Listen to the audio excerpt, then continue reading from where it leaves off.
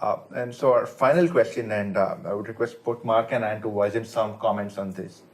What would be your parting message for students and entrepreneurs from all over the world, not just emerging markets, but even developing markets, from developed markets, who want to contribute to sustainable development? What are the things that they should be looking at from a career development perspective, from a business development perspective? How should they align their thought processes on this line? Go ahead first. You want me first? Boy, we could have done a whole nother tea time just on that question. What I'm telling our students here at Cornell and managers in the companies that we work with is, when I got into this space, like I said, 30 years ago, it was enough to simply say you were interested in sustainability. And as much as that word was laden with all kinds of meaning, people knew that meant something. Okay, you're interested in that social environmental stuff. I'm not sure how it fits in with business, but at least I kind of know how to label you. And that made you stick out. And then there were all kinds of opportunities. That was a point in the evolution of the conversation where things could still be generalized in a certain way. Things have evolved so much now that you have to decide what issues you're interested in. You have to decide where you want to have impact, how you want to have impact. These are conscious choices you have to make. So students that are interested in sustainability that come here to Cornell, one of the things I tell them, when you're in an MBA program, as I'm sure you know, one of the first things you want to do is focus. You start the program by focusing on how you're going to get out and get a job. Right? So almost from day one, forget the intellectual and the academic side, how am I going to get employed and when I'm finished in 1 to 2 years? And so people just start rushing around like chickens with their heads cut off, trying to interview with as many companies as possible, trying to go to as many corporate briefings as possible. And when I ask them why and what they're looking for, they can't articulate it. So if you're truly interested in sustainability, before you start doing something, sit back. What are you interested in? You know, from an issue perspective, are you interested in renewable energy? Are you interested in sustainable agriculture? Are you interested in sustainable tourism? That's just touching on 3 areas that we've spoken about today. But of course, you know, any industry has got something. What functional area are you interested in? Are you interested in operations? Are you interested in strategic management, HROB? Are you interested in finance? Are you interested in accounting? You have to make those decisions. What do you like? And then what industries and sectors are particularly interesting to you? Are you interested in consumer goods? Are you interested in manufacturing?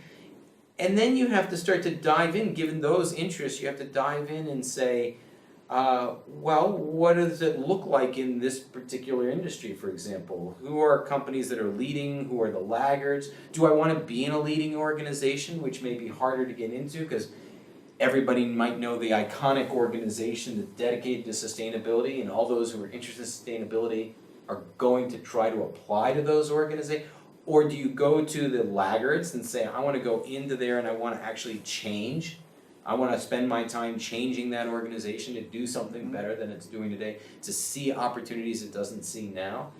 I think you have to do a lot of due diligence on your own to decide, you know, what's the right fit for you as an individual. Are you more entrepreneurial and you're comfortable in that and a startup is the great place for you? Or do you like more structure and centralization in your career, so you want to go into, say, a very large, maybe bureaucratic multinational? These are things you have to think about ahead of time, because it's simply not enough to say I'm just interested in sustainability. That's a start point that doesn't say enough about how you're actually going to embed that in your professional self. And I'm only talking about from a business perspective. I think people have to do the same thing if they want to be part of civil society, if they want to be a community organizer, they want to go into the public sector, they want to run for office, or they want to work in a ministry of some kind. I think people have to do much more due diligence. There's tons of opportunity. Everything in our world is going to be impacted by climate change, species and biodiversity loss, ecological damage. Every place has a role to play. Every organization from every sector has a role to play in the future. Finding what you like and where you're going to be good within that, that's a start point. Interesting. Interesting. And do you have any thoughts on Well, this? first, there is something which I find particularly striking. I mean, is the fact that the issue of sustainability is actually is part of the curriculum in many business schools, which it did not used to be the case like 10 years ago. So that's already a big progress because actually it is at the schools that we are forming or shaping up the leaders of tomorrow. My wish is that there would be more because in the States and in particular in Cornell, there is a center that you are heading, but I think that in other parts of the world, this is not yet really part of the curriculum, and perhaps more in developing or emerging economies. So there is an effort there to do. That's basically really a remark that I wanted to do, is that there is an awareness, but it needs to be translated in the training and the education of the people, because that's those young people, they are the ones who are actually going to implement it and to live through that particular future. That's the first one. The second point is that basically touch somehow on what you are saying, is that wherever you go, whatever the area, you as an individual, you can contribute. And I think that should be, that I'm sure is a message that you are giving.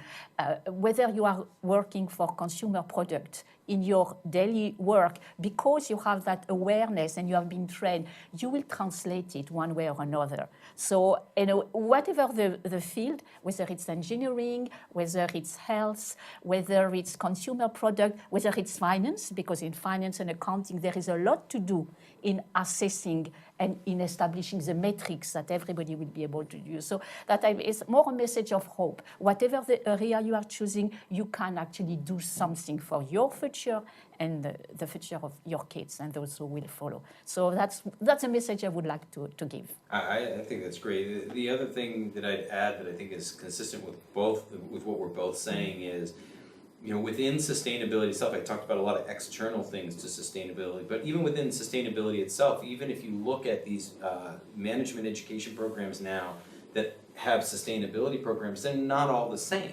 You have to really look and see, what are you most interested in? Some of those sustainability programs are really about nonprofit management. And if that's what you're interested in doing, then you should go to one of those programs. Some of those programs are about corporate social responsibility, and that means something different, and you need to understand what that is and go towards that. Some programs like ours are oriented towards sustainable enterprise, which is a focus on the revenue generation side, the business opportunity side of sustainability, which is another different dimension to sustainability in business.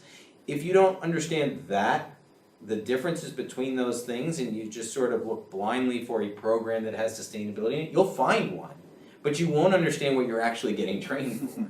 So I really do encourage people to look carefully, whether you're an applicant to a program or you're a company looking to work with a school, you should understand whether or not a program is focused on the cost side of the sustainability and business equation or the revenue side, and in what way, and how that's manifested.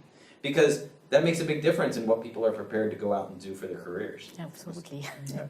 So in a sense, what you're saying is students and entrepreneurs and businesses to a large extent should look at which area do they want to focus within the realm of sustainability, and also do enough research on what are the different dimensions, what are the different focus areas that each of these centers and each of these, even governments, for example, a lot of governments have different sorts of focus areas on how they want to mold sustainability.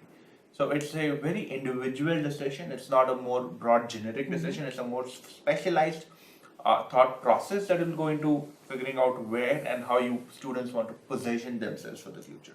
Yeah. And this is great insights from both of our esteemed guests, and I thank you both of you for taking time out and coming over here and sharing your views. With this, we conclude our tea time on sustainability, and I thank all the viewers, and I hope you got some amazing insights and something to learn from this. Thank you. Thank you. Thank you. Thank you.